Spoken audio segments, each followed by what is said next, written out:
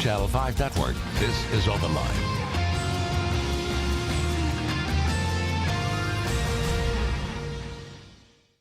Hello, everyone. Welcome to OpenLine. We are talking tonight about why some of the largest, most recognizable buildings in all of downtown Nashville are essentially off the property tax rolls. We're talking about the role of tax incentives and what it means, why some of these buildings contribute not very much, a small portion of the property taxes they generate to schools and to fire and police, and what impact that is having on the Metro budget.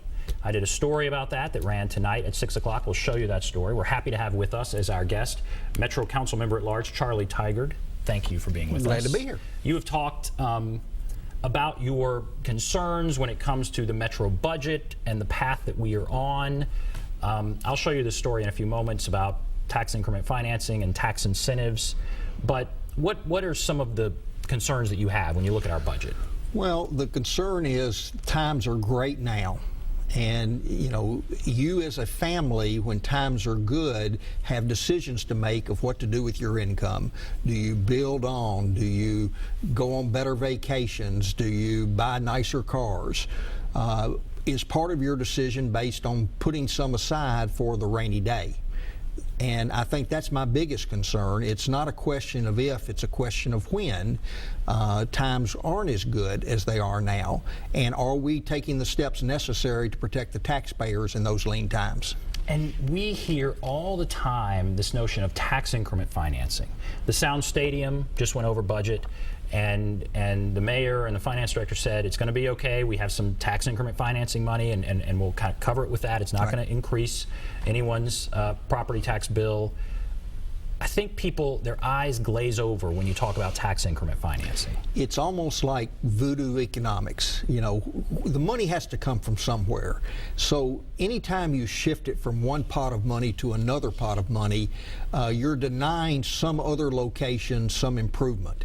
You know, when you shift it from here over to the Sounds ballpark, and if that money is spent on cost overruns for sidewalks or stormwater projects, that literally is money that could have been used in some other district, some other location with just as great, if not greater need. So it's a balancing of priorities, and it's, you know, I think people are wising up a little bit that money has to come from somewhere, and this notion that we just found another pot of it, this isn't the hunt for the leprechaun at the end of the rainbow. It's affecting someone else.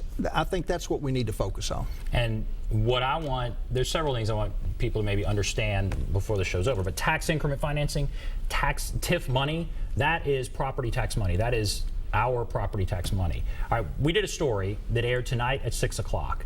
It's 4 minutes, and it's on this issue, and it kind of shows some of the iconic buildings downtown. They were built with TIF, or they came in contact in some way with tax increment financing, and how much money goes to more development and how much money goes into schools and fire and police. Let's take a look at that story. Let me show you all the construction that's going on out here. Diane Jarrell has watched Nashville grow from the balcony of her condo. Isn't that crazy? She's a retired teacher who loves living downtown. Everybody's going, ooh, you live in the ritzy part of town. Ooh. Jarrell's reminded of the cost. I pay $26.43. Every time she pays property taxes. I know it's a high price. I have the amenities down here. It's a lifestyle I wanted.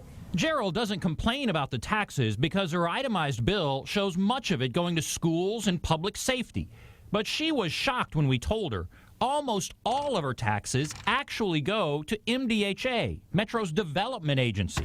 Only $115 go to city services. I'm surprised I didn't even know about it. That's because Metro gave the developer of the Viridian $6 million in tax incentives, called Tax Increment Financing, for a construction loan. Now, MDHA uses Jarrell's money to repay that loan. So MDHA got my teacher raise for the last 7 years. I worked. Oh. In all, residents of the Viridian paid $890,000 in property taxes last year. The vast majority of that went to MDHA. Only $43,000 went to Metro. I can't believe I had to work in all the crappy schools that were just falling down, falling apart all these years, and the money wasn't going to the schools. And it's not just the Viridian. Residents in the upscale Icon condo pay $1.6 million in property taxes a year, but nearly all of it goes to MDHA for loan payments. Metro gets just $17,000, and the Velocity generates more than $750,000 a year. But Metro gets less than $12,000. But our investigation found that long after those TIF loans are paid off, Metro routinely sends the money to MDHA to pay for more buildings, instead of keeping it to pay for things like schools. Take Nashville's iconic AT&T building. Its TIF loan was paid off back in 2002, and while it generates $1.7 million in property taxes, Metro only gets $49,000. And the Renaissance Hotel, it generates $1.2 million a year, but the entire amount goes to MDHA, leaving Metro with nothing. As a result, the Ryman, the Sun Trust, and dozens of other downtown buildings are essentially off the property tax rolls. They're not adding anything to the tax base, but they're adding demand for services. Councilwoman Emily Evans says the people inside those TIF buildings rely on our fire and police departments, drive our roads, and use our schools. She believes incentives like TIF are no longer necessary in Nashville's core.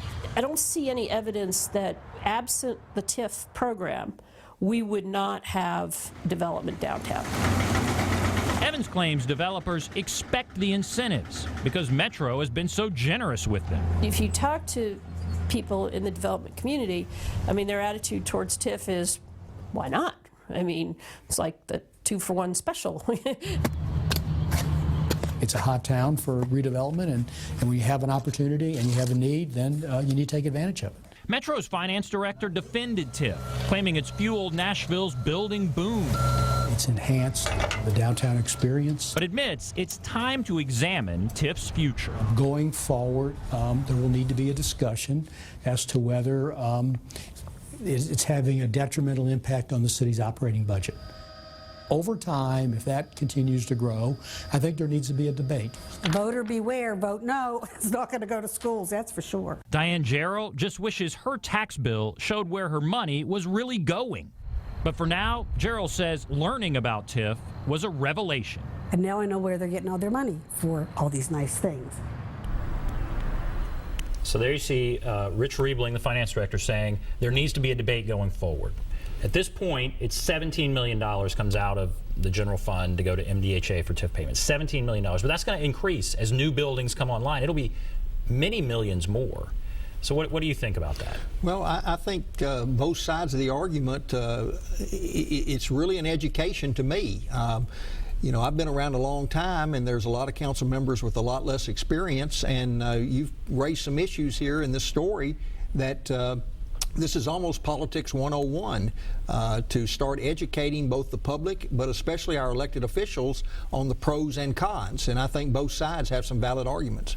And so a TIF district, Metro Downtown Nashville, started this in 1977. And there's no doubt downtown Nashville was not what it is today. Now that district that allows MDHA or Metro to send the money to MDHA is going to be in place until the year 2040. More than 60 years after it started. Do you think, and that's just one of several redevelopment districts where this TIF financing takes place. Do you think it's time to look at, should we start closing some of these down? Absolutely. You know, the purpose of the tax increment financing is to give the boost necessary to get development going, to attract development, high quality, both residential and commercial.